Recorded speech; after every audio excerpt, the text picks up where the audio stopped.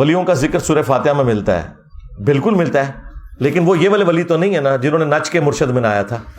ہاں، کسی کنجر کا ذکر تو نہیں ملتا قرآن کے اندر کہ وہ ولی اللہ ہے. ہاں، یا مادھو لال حسین جو ایک ہندو لڑکے کے اوپر عاشق ہو گیا تھا.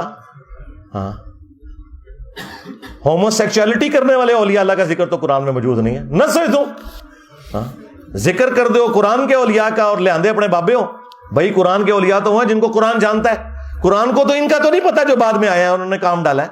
قرآن اولیاء اللہ کسے کہہ رہا ہے؟ انبیاء کرام کے جانثار اہل البیت کو، ان کے صحابہ کو، اور اس کے بعد صحیح العقیدہ لوگوں کو، نہ کہ یہ جو نچ کے مرشد بناتے رہے. اکثر لوگ پیروں میں گھنگرو ڈال کر ناچتے ہیں. ایسا کیوں کرتے ہیں؟ ولی اللہ ہے نا. اور جو ان سے بڑے ولی ہیں وہ سوٹیں لگاتے ہیں بیٹھ کے. ظاہر ہے جی یار، اب اگر بابا نچ کے مرشد بنا رہا ہے تو ولی اللہ ہے نا. آپ نے ہمیں بتایا تھا نا. تو وہ جو تھوڑی دیر پہلے پرچی آئی تھی نا کہ اولیاء اللہ کے آپ اتنے خلاف کیوں ہیں، یہ ہے جی وجہ، ان کے کرتوتوں کی وجہ سے. یہ اولیاء اللہ نہیں ہے، یہ صرف اولیاء ہیں، یا اولیاء الشیاطین ہے. اولیاء اللہ تو وہ ہیں جو آپ کو اللہ رسول کی بات بتائیں گے. بابا بلے شاہ کون تھا اور وہ کیوں ناچتا تھا؟ ادو پوچھو جا کے، میرا کیا لینا دینا. نچیا ہوا ہے تو دسا میں. لوگ سوال کرتے ہیں کہ آپ بابوں کو نہیں مانتے، لیکن جو کتابیں ہیں وہ آپ نے آگے رکھی ہیں وہ بھی تو بابوں کی لکھی. جی ان بابوں کو تو ہم مان رہے ہیں، ہم آپ کے بابوں کو نہیں مان رہے. اس کے اوپر میری تفصیلی ویڈیو ہے. پچھلے دنوں بھی جو حنیف قریشی صاحب نے محرم الحرام کے مہینے میں باب تشیع کوئی نہیں، جب بلال قطب نے بولا تھا تو میں نے اس کا جواب دیا تھا. اس پہ میرا آپ یوٹیوب پہ جا کے لکھیں انجینئر کے بابے کون. تو اس طرح تو نہ کریں، ان کے پیچھے تو نہ جا کے چھپیں. ٹھیک ہے.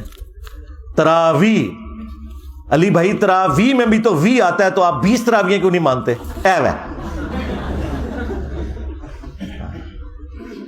علی بھائی حضرت عثمان غنی بھی بنو امیہ سے ہیں اور عمر بن عبدالعزیز، تو آپ بنو امیہ کو برا کیوں کہتے ہیں؟ تو مڑ کے 2 بندے ہی نظر آئے نا، باقی جڑے کرتوت کر کے گئے نا، ہم تو ان کی بات کر رہے ہیں. حضرت عثمان اور عمر بن عبدالعزیز کی بات تو نہیں کر رہے. تو ہم ان بابوں کو کہہ رہے ہیں جو کتابوں کے غدار ہیں، جن کے لیے میں نے ایک ٹرم ڈیوائز کی ہے کہ ہم ان بابوں کو مانتے ہیں جو کتابوں کو مانتے ہیں، جو کتابوں کے دشمن ہیں، جو کہتے ہیں علمو بس کریو یار. تو جب وہ کتابوں کے دشمن ہے تو عزت تو بابوں کی کتابوں کی وجہ سے ہونی تھی. جب وہ کتابوں کے دشمن ہو جائیں، قرآن و سنت کے دشمن ہو جائیں، تو ان کے لیے پھر یا تو یہ ہے کہ انہیں اپنے بڑے بابوں کے پاس پہنچا دیا جائے آخرت میں، یا کوئی ویٹیکن سٹی بنا کے اس میں قید کر دیا جائے.